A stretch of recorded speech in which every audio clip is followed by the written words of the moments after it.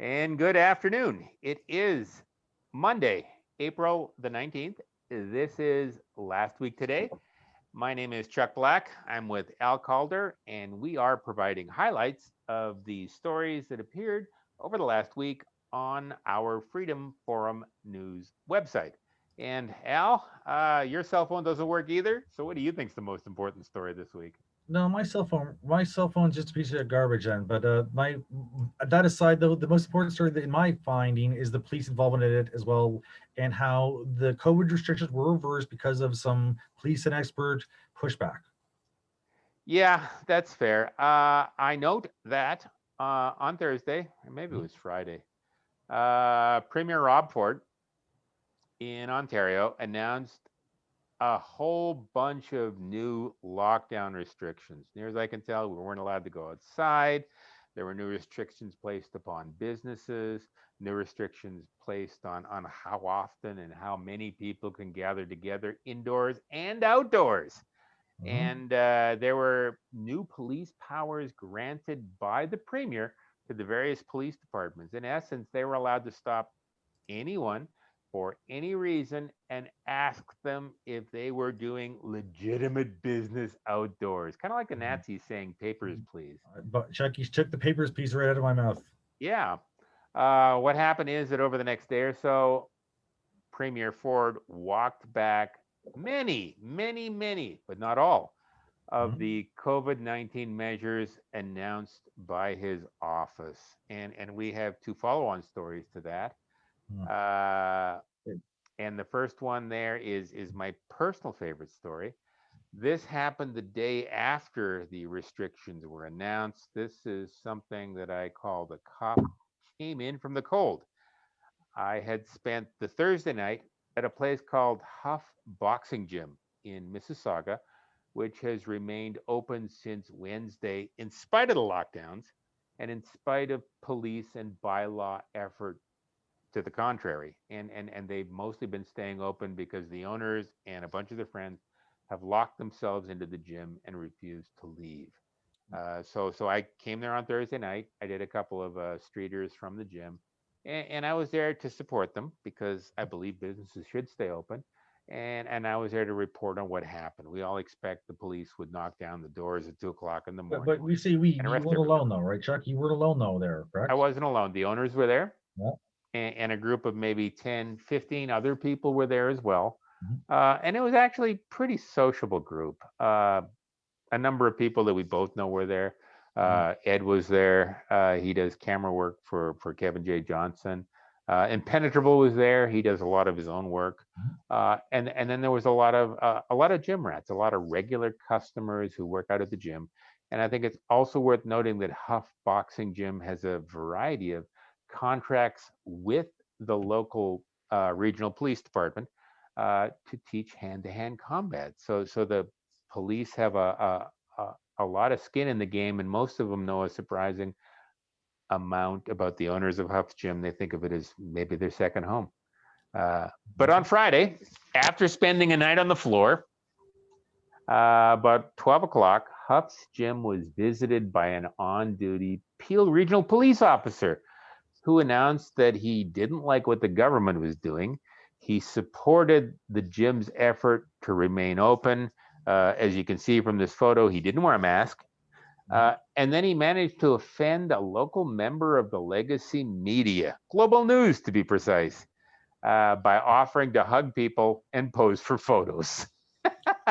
And there was other people that we know that were there. Kelly was there, correct? Yeah, Kellyanne Wolf was there, and there was a couple of others. The owners were there as well. And I hate to Uh, put them on, but didn't she? Didn't the was not the issue that she hugged him or something on camera? And there's pictures, etc. there is pictures of her hugging him, but there's also pictures of him hugging 5 or 6 other people, including the owners. He Fair would enough. hug anybody. At one point, he even offered to hug a global correspondent, Mm. Sean O'Shea, who was on site in the parking lot covering the event. And O'Shea took offense to the hugging in general, and he took particular offense to anyone hugging him. Did he happen to cry? No, he didn't cry, but he Oh, that backed was off. He close, said, man. "Get That away was from me." close. that guy looks very scary. He's got the beard. If I were him, I probably would have cried. To be fair, it's scary stuff, the hugging, etc. Yeah, I was a little disappointed by O'Shea because O'Shea uh, published the name of the officer. He's a police sergeant, Yeah. and that post went out on Twitter, and it's still out there on Twitter. So if anybody wants to know the name of this police officer, go to Sean O'Shea's Twitter feed. But by the way, Chuck, don't publish guys as his Twitter feed. I'm just suggesting that his name's a matter of public record, though. Like he was Uh, there, he did his thing for real. He's a yeah, cop. but as a general rule, it's traditional. This cop was immediately suspended by his boss after his boss checked the Twitter feed, which I thought was funny because his boss, the chief of the Peel Regional Police Office, didn't go outside. He found out what was going on from Twitter. Chuck, I want to call you on something. Traditionally, there was no such thing as Twitter by the time these rules, these cops are following were in place. For real. Yeah, no, he did. The news report said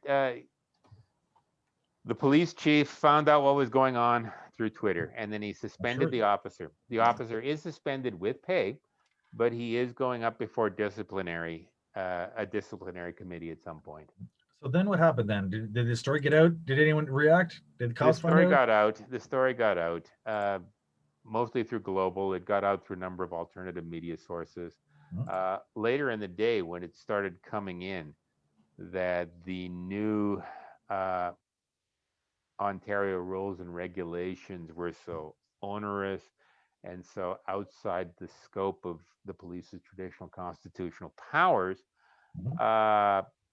a whole bunch of police departments, including the Peel Regional Police Association, they came out against the new provincial government restrictions. Given the reactions, how the police have been in Peel Region have been dealing with these things, that's a pretty big deal because they're usually very tyrannical. Then, I'll suggest. I agree. There's like 7 or 8 other police departments that came out against these new regulations.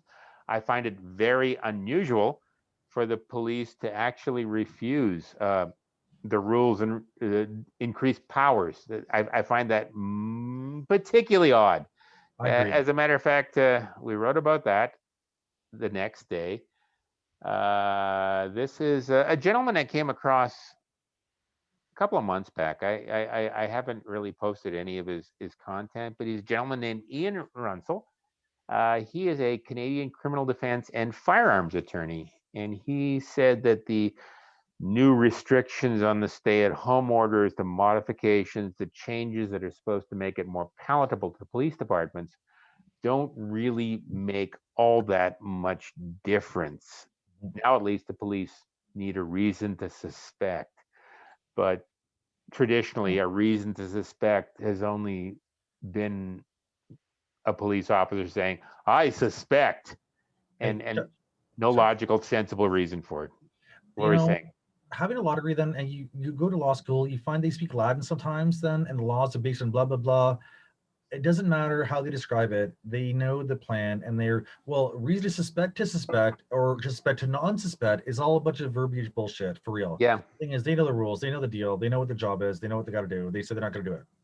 I would also suggest that the revised legislation, the revised legislation that came out on Saturday after the debacle on Thursday, the revised legislation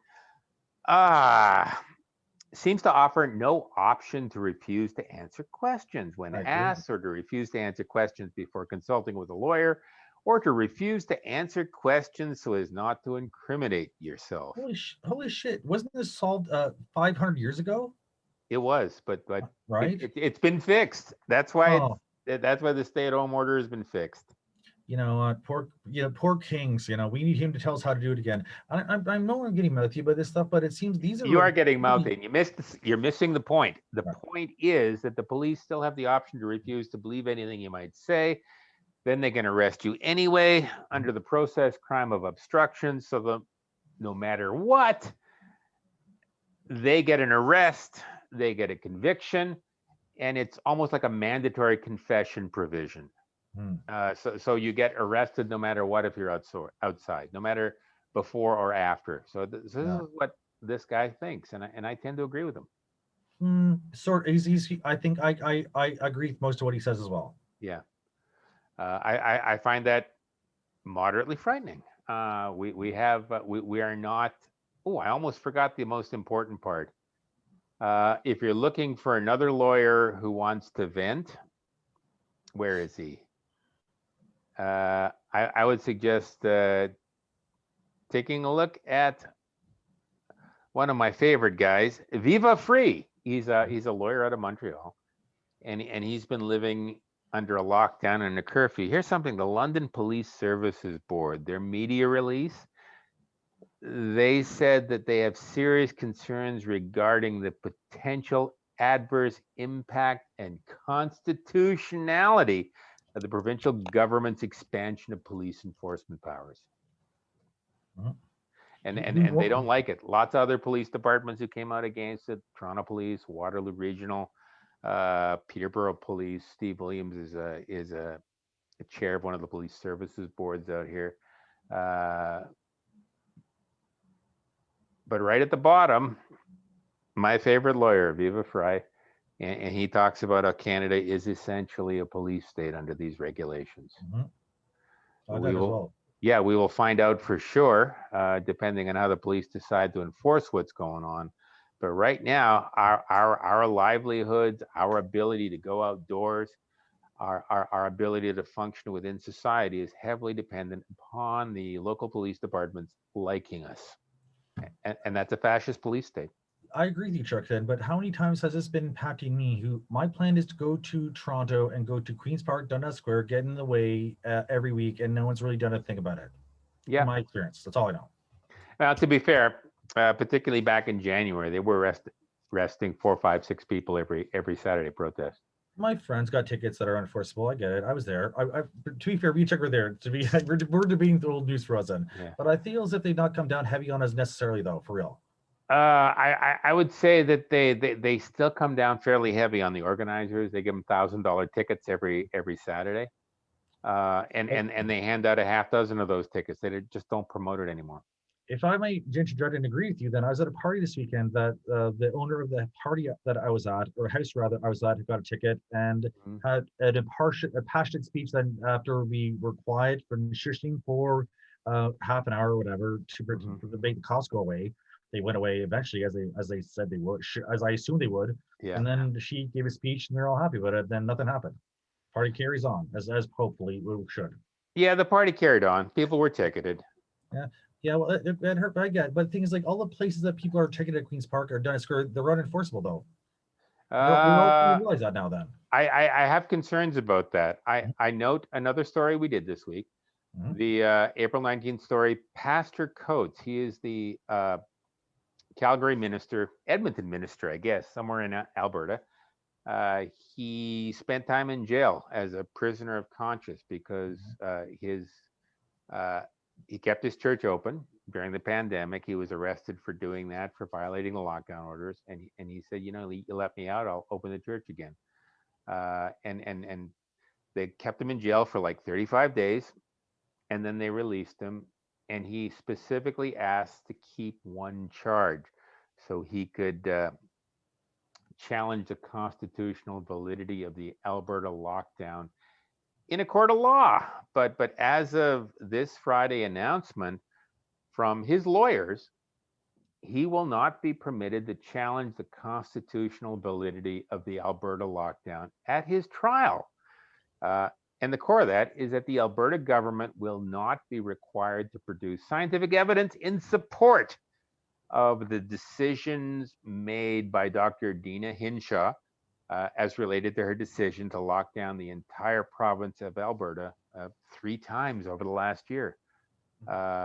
This is why Pastor Coates wanted to go to trial, and now he's not allowed to do it. Instead, the trial is going to be separated into 2 components, which will be adjudicated separately. The first trial, which will begin on May 3rd, as everything was supposed to, is predicated almost entirely on whether or not Pastor Coates violated Dr. Hinshaw's edicts, and does not depend on whether those edicts are legal under Canadian law. That's a fine thing to distinct between, though, for real, Chuck, for real. The It court's really is makes sense there. distinguished between them. The I court mean, has that makes sense though. distinguished between them. I mean, that Okay. makes sense to me then. Yeah. And this first trial, this is a trial Pastor Coates is going to lose. And no date has been set for the constitutional challenge. And he's already spent 35 days in jail. If he's judged under the first case as being culpable, he could spend another 35 days in jail. Who knows what he could end up doing?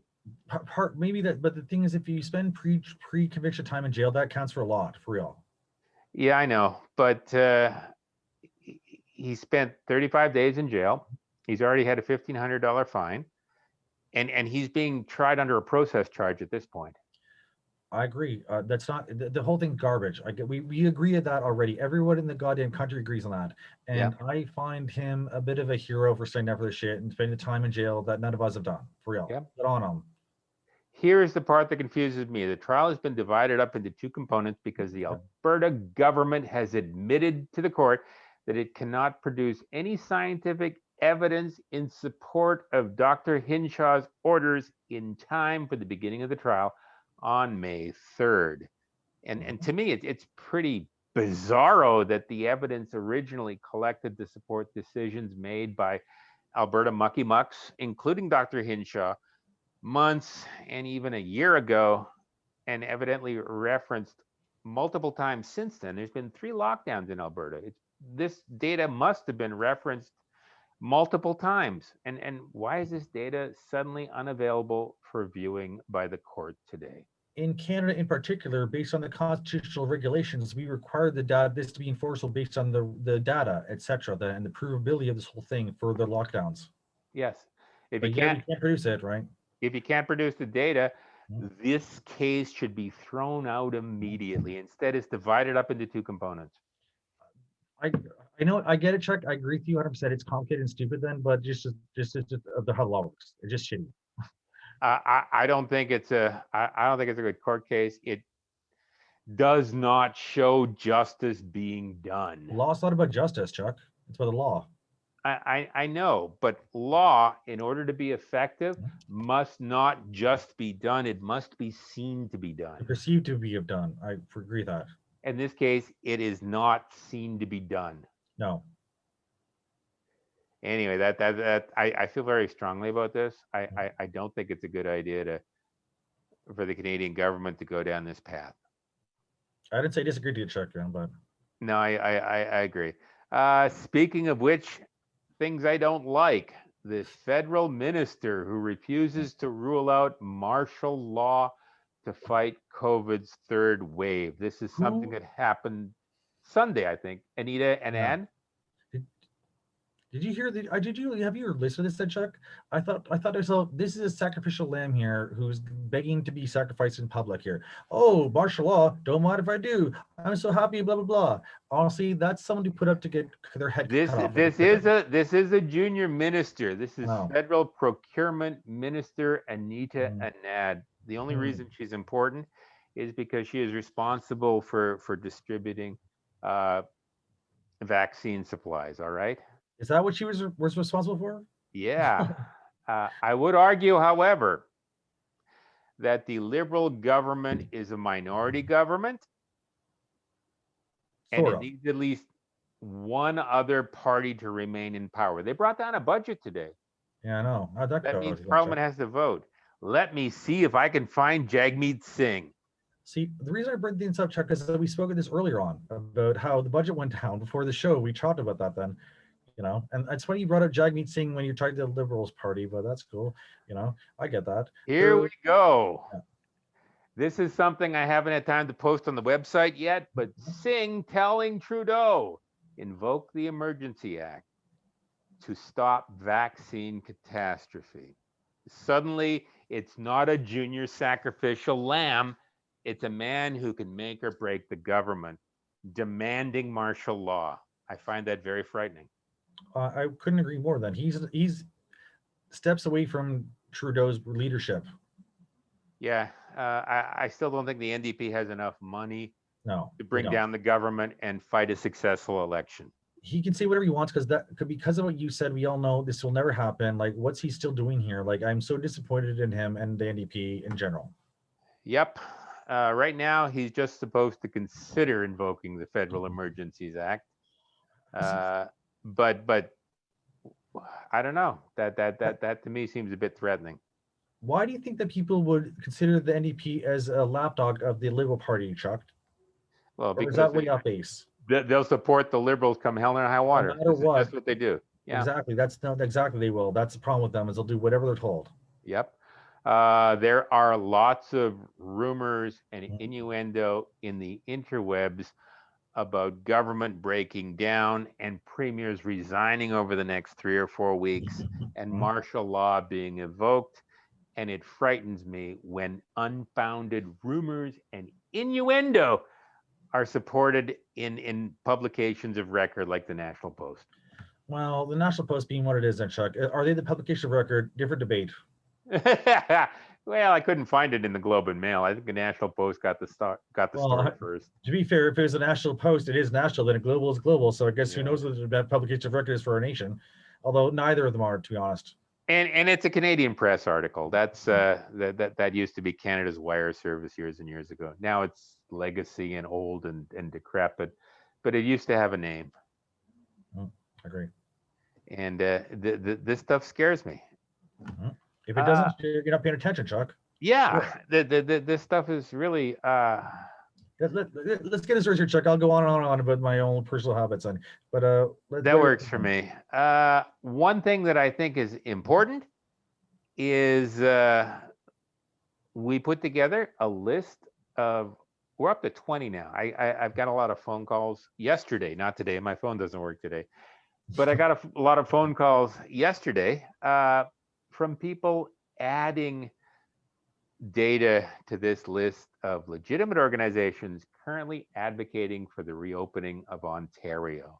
Mhm. Not just political advocacy groups like Action for Canada, but more traditional groups like the Canadian Civil Liberties Association, the Canadian Federation of Independent Business, a bunch of law firms, the Canadian Constitutional Foundation, Canada's Frontline Nurses, which we wrote about last week, the Constitutional Rights Center, Hugs Over Mass, traditional advocacy organization, one of the original organizations that started up the downtown Toronto protests They were 14 there. months They were ago. there when we were founded, Chuck. Right? Yeah, yeah.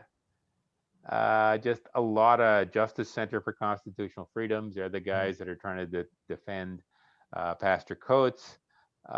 This is the big swinging player. The Liberty Coalition Canada. This is a coalition of about 200, 300 churches, about 65 municipal, provincial, and federal politicians, a bunch of small business owners, bunch of legal experts, a bunch of other concerned citizens.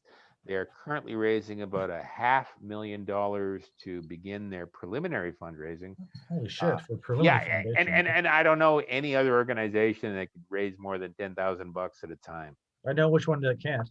Yeah, but these guys are big swinging players. They are the future. They I think they are supporting Maxime Bernier. They're supporting a whole bunch of other Canadian politicians. The End the Lockdown National Caucus that also had their first press conference on Friday, and they are absolutely opposed to the lockdowns and certainly the imposition of martial law that everyone thinks is coming.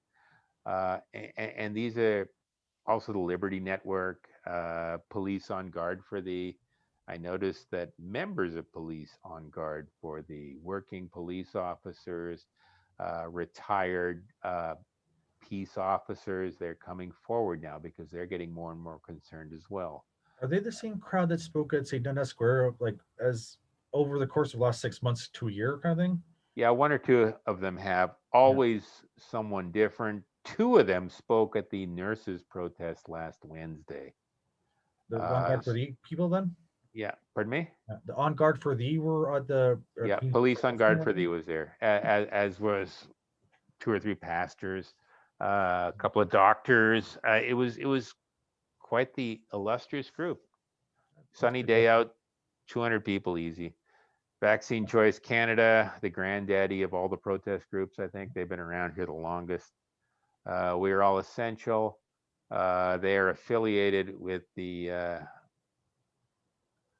Liberty Coalition and a couple of others. So these are sensible, fine, upstanding citizens.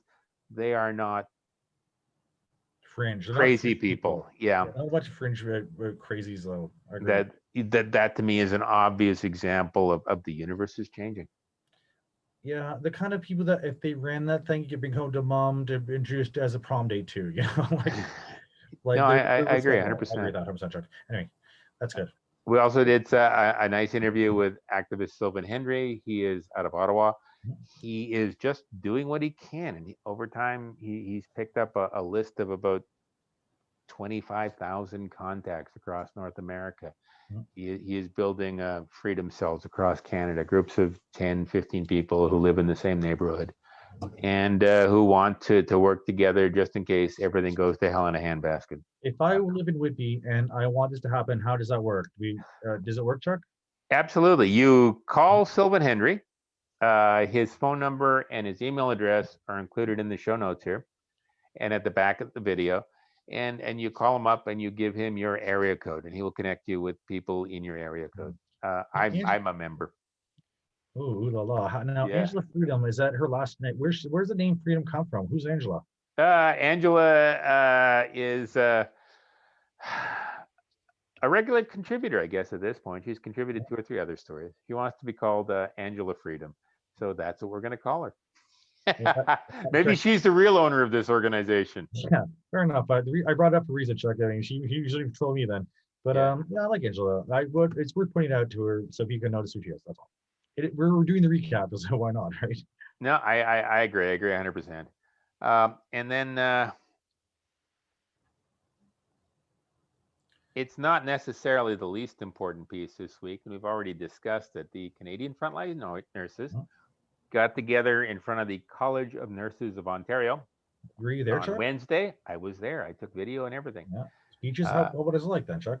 it's about an hour and a half of really cool speeches. That's not bad. A bunch of nurses spoke. Uh, a retired police officer, a working correctional services officer. One doctor couldn't be there himself. He was told quite explicitly by his bosses that if he showed up in person, he would be fired. But he Is sent that a the guy? letter. Is that He the allowed Alan people character? to use his name. Sorry, Chuck, to cut you out. Is that the Alan character that I know? Who? There's a guy named Alan that goes to the Queen's Park protest and who's a doctor. He's a darker skinned fellow, like a No, Pakistan. that's not him. It's another person. Oh, But Alan is a doctor. He does go to the Queens Park protest. He hasn't spoke publicly on this, but he's committed to what's going on. well, that guy Queen's Park protest. Well, a different guy. That the guy Queen's Park did speak publicly. He was named to it though. You know, by the way, my personal involved in the story then is that he was the only other guy at the protest that ever wore a tie but me. And he's like, Mm, doctor, I'm like, fair enough, you win. You know, yeah. I'm a degree shorter yourself. I'm a law degree. You have a medical degree. Good on you then. You have more to say on this then. But for real, his name was Alan. So I'm like, fuck, I'm not going to wear a tie. He's got the tie. He gets it. He owns it. No, that's fair. And the punchline to this story is the nurses are announcing a class action lawsuit Mhm. against the College of Nurses of Ontario and their alleged threats to remove the licenses of nurses who publicly disapprove of the current federal and provincial government COVID talking points. Mhm. And they've hired Rocco Galati, just like everybody else. Now, I feel bad for asking things like how well has he been doing then, Rocco Galati then? My understanding is that it's slow and plodding. And to be fair, there are a lot of situations like with Pastor Coates, where the constitutionality has been shuffled off to the side in favor of process crimes that are going to happen first. Fair enough. That's all well and good though, but I didn't ask that. I asked about Rocco Galati as well. What good he's doing that up front then? I'm not trying to hassle you about Chuck. I'm just trying I to know find you're out. not trying to hassle me about it, but he, like everyone else, Yeah, less than successful so far. yeah, exactly.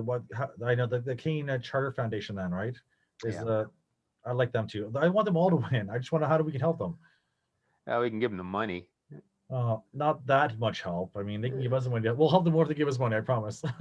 No, that's fair. And to be fair, this is a time where we encourage everyone. We're winding up the show. We encourage everyone to like, comment, share, and subscribe. And if you'd really like to help, you can send us money. How much? Uh, hmm? How You can much? help fund their growth. Any amount you want. Although we prefer 50s and 100s or whatever you can contribute. It Not costs. sequential, unmarked bills in Yeah, a yeah. suitcase kind of thing. We will take funding through Nation Builder. We have PayPal. We have our QR code here if you want to use that. We can also do an internet interact e-transfer, and I think it's a useful thing. Everybody's looking for money, but My what do you Chuck? What's the best way, in my opinion, for myself, that I would think a small, tiny donation every month. uh, I What do would you think? love somebody who could contribute $1, $5 a month, just something Mm. small to so we know you care, and it gives us motivation to keep doing these stories. This is a hard job to do. It takes a lot of time and effort. Sorry to cut you out, Chuck. To that point, though, this is a really crappy job. How long have we've been doing this being checked before the COVID thing happened? For it's tough. It really is a tough gig, and we've been really trying. It's very emotional. We're doing everything we can. Help us understand that it's working. Help us make us believe that we're on your side, that you're on our side. To help us out. That's it. Sorry. I agree, and you're making me cry, Al. Oh, you know what, Chuck? Try going out with me, Chuck. I mean, it gets worse. I'd also suggest that if you know somebody who's smarter than you, or smarter than me, or smarter than Al, refer them to us. Chuck, don't make these impossible situations. Of course they can't win. It's a failed game. The I feel is that how's this been working, Chuck? This fail like give us their how has that worked so far? Right now, our bottleneck is the actual putting stories together and pushing them out on social media. What does that We're mean? also, What does that mean though? I don't know anything. I watched the YouTube and someone says this shit. What do I do, Chuck? What does that mean for me uh, then? we get a lot of raw footage. We get a Uh, lot of content from other sources that's incomplete. like links Uh, and links and stuff like that. Links yeah, to stories we that we people need think we should cover. we Real. need That's what it is. wraparound segments. We need to put it into a system that looks professional. For example, uh, this story, I wrote the first two sentences. Uh, there's a graphic there from Global News. We put some references for the story we wrote. This takes about an hour and a half, and then we have to push it out on our various social media feeds. So if It I were to takes say, about 2 hours to do this. let's pretend I'm at Queens Park and I see some people and they're like, oh, I want to get involved. What do I do? Do I say to them, get some footage or get a link or what do I do? For real, I'm not. It's a big class, but for real, just say, said I you know want it's a big ask. We have an open meeting every Sunday yeah. night at 7 p.m. If you want to come to our meeting, uh, send me an email, chuck.black@protonmail.com. We will give you an invite to it. We can talk more about what needs to be done then. And Chuck will also put up my link here. I don't just say it, but he'll put up the link after the show to email me as well. Then, and we're on the same team here. We just want more people to help out the cause. For real. Yeah, no, that's fair. And with that said and done, uh, I think that's all for tonight. Are we missing anything? I guarantee it, Chuck. But the reality is that we should probably talk about outside of the coverage zone how the movement has progressed into the fact that the police are agreeing with us, though, Chuck. This is a big deal. The party I was at on Saturday night, then I felt almost as if it was a victory party. We spoke about this then, but I kind of felt like as if it's the tide is kind of working on our side here. It's the wave is turning with us, not against opposed to us again. How about I sort of agree, Well, because you but weren't there, Chuck. it's But still right on the edge, right yeah. right Oh, now. the And maybe we can talk 100%. about this next week. It's on Chuck. It's on the cusp. 100%, Chuck. I agree with you. But it's worth mentioning that we're there on that precipice. Yeah, this summer is going to be a big one. I I will agree, Chuck. definitely give you that. And with that said and done, I am Chuck Black, and my partner is Al Calder, and this is last week today for Monday, April 19th, 2021. We'll be back in a week. We've done it again, Chuck. Talk to you soon. We're done now. Woo!